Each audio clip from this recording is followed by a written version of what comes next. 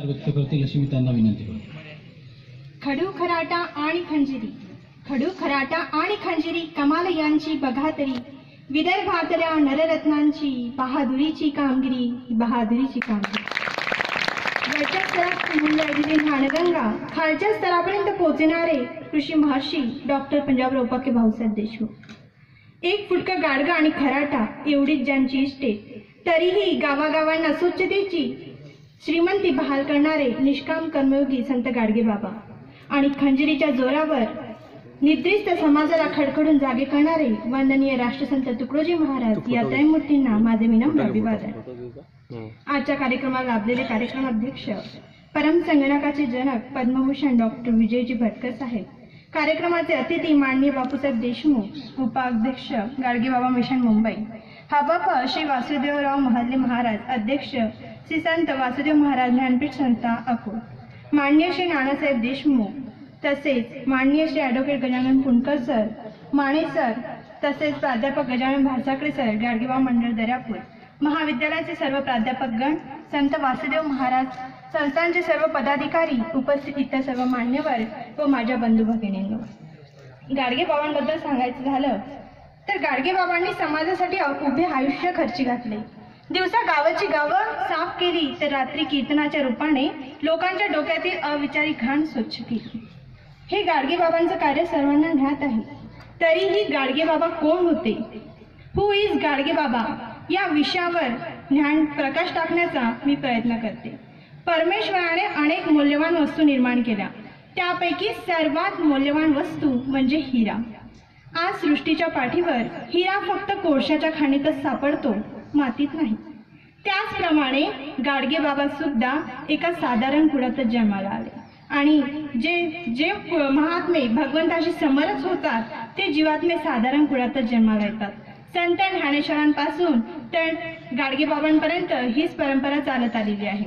वासुदेव महाराजांचा दृष्टांत द्यावाच, गजानन महाराजांचा दृष्टांत इथे सांगावासा वाटतो की गजानन महाराजांनी उष्ट्या पत्रावरील शीत खाल्ले, गटारातील पाणी प्याले, पण त्यांना कोणतीही बाधा झाली नाही. त्याचप्रमाणे गाडगेबाबांचे सुद्धा झाले, कारण गाडगेबाबा सुद्धा गजानन महाराजांप्रमाणे ब्रह्मरूप झाले होते. त्यांनी या दोन्ही संतांनी चवीसोबतच ब्रह्मरस सेवन केला होता.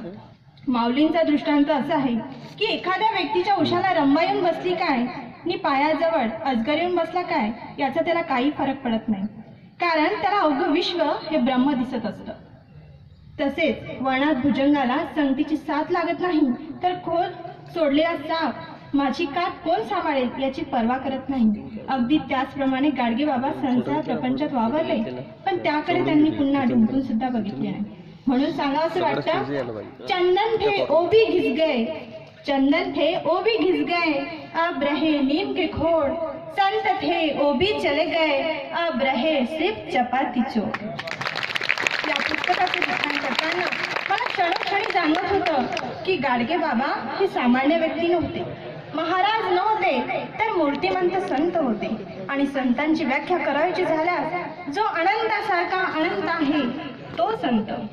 आणि आजचे संत याबद्दल न बोललेलेच बरे.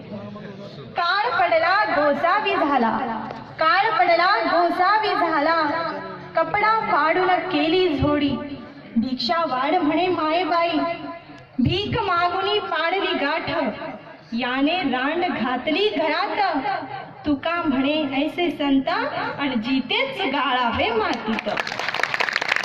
रेणमोचन येथे पुण्या नदीचं बांधकाम, घाटाचं बांधकाम चालू होतं. तिथे आजचे जे अतिथी बापूसाहेब देशमुख यांचे वडील तिथे देखरेखीचे काम करत होते. तर देवाणघेवाण श्री मुदगलराव यांच्याकडे होते. तेव्हा बाबा पुन्हा हिशोब घ्यायचे, किती रुपये खर्च झाले, काम झालं की नाही. तेवढ्यात एक बाई आली आणि बाबांना म्हणाली की बाबा माझे पैसे घ्या. तेव्हा बाबा म्हणाले, बाई फुटक्या मडक्यात कधी पाणी राहते काय? नाही. जर फुटक्या मडक्यात कधी पाणी राहत नाही तर माझ्याजवळ काय देतं, त्याच्याजवळ दे ना. मला इथे एवढंच सांगायचंय की अहो गाडगेबाबांनी एका छदावालाही हात लावला नाही. किती मोठा हा त्याग. स्वतःसाठी मठ बांधलं नाही, धर्मशाळा बांधल्या, वसतिगृह बांधले, गोरक्षणा बांधली. स्वतः तर राहिले नाहीतच, पण इतर त्यांच्या नातेवाईकाला सुद्धा राहू दिलं नाही. किती मोठं हे वैराग्य. या दगदगत वैराग्य म्हणजे संत गाडगे बाबा. गाडगे बाबांचं वैराग्य ज्याप्रमाणे कमळ पाण्यात राहून सुद्धा पाण्याचा स्पर्श होऊ देत नाही, त्याचप्रमाणे गाडगे बाबा सृष्टीत दिसले, व्यवहारात वागले, पण दृष्टीचा स्पर्श त्यांनी होऊ दिला नाही. कधी कपड्याला थिगळ लावून म्हटलं का? नाही. कधी थंडी वाजते म्हटलं का? नाही. याच वैराग्याच्या बळावर बाबांना ज्ञानप्राप्ती झाली होती आणि याच ज्ञानप्राप्तीमुळे बाबांचं वैराग्य प्रज्वलित आणि धगधगीत झालं होतं. जीवनमुक्त गाडगे बाबा आयुष्यभर कर्म करीत राहिले, पण फळाची आशा केली नाही. माया, मोह, लोभ विरहित जीवन जगणारे एकमेव संत म्हणजे गाडगे बाबा. हाती काम, मुठी नाम आणि नामाच्या जोरावर आणि प्रज्वलित वैराग्याच्या बळावर बाबांना जीवनमुक्ती मिळाली होती, हे मला प्रकर्षाने सांगावंसं वाटतं. ज्याप्रमाणे सूर्याला पाहण्याकरिता सूर्याचाच प्रकाश लागतो, त्याचप्रमाणे गाडगे बाबांना ओळखण्यासाठी प्रति गाडगे बाबाच बनावं लागतं. चक्की चक्की सब कोई कहे, खुटा न कहे कोय. चक्की चक्की सब कोई कहे, खुटा न कहे कोय.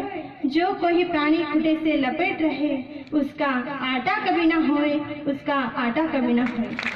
ज्याप्रमाणे आपण जात्यामध्ये दाणे भरडतो, दाण्याचे पीठ होते, पण खुट्याभोवती गोळा झालेल्या दाण्याचे पीठ होत नाही. त्याचप्रमाणे नामात तल्लीन झालेल्या व्यक्तीला कधीच अधोगती येऊ शकत नाही. जो आपल्या इच्छेप्रमाणे अवतार कार्य करू शकतो आणि त्याला आईच्या कुशीतून जन्म घ्यावा लागत नाही, ती गती गाडगे बाबा आणि वासुदेव महाराजांना प्राप्त झाली होती. सरते शेवटी एवढंच सांगते की ही अवस्था, जीवनमुक्त अवस्था वासुदेव महाराजांना सुद्धा प्राप्त झाली होती आणि त्यांच्यामुळेच आजचा मला हा योग, हा महान योग मिळाला. त्यांच्या चरणी नतमस्तक होते. प्राध्यापक भासाकडे सरांच्या डोक्यातील कल्पनेला ॲडव्होकेट कुलकर सरांनी दिलेली साथ, पद्मभूषण डॉक्टर विजयजी भटकर सरांनी याला गाडगेबाबा पुस्तकांना जगप्रसिद्ध मिळवून देण्याच्या उद्देशाने केलेले इंग्रजी अनुवाद, या कार्याला प्राध्यापक माने सरांनी दिलेली साथ, आपल्या सर्वांचा हातभार व सदिच्छांमुळे आजचा अमृतयोग घडून आला, म्हणून सर्वांचे शतशः आभारी आहे. तसेच माझा सानबंधू चिरंजीव सागर, जो नावाप्रमाणेच अथांग महासागर होता.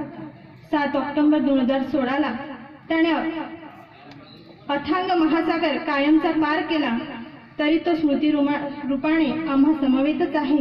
तरीही गाडगे बाबांच्या जीवनचरित्रावरील हे पुष्पगंध मी त्याला स्नेहादरपूर्वक अर्पण करते आणि थांबते. धन्यवाद. धन्यवाद मॅडम. महाराष्ट्राच्या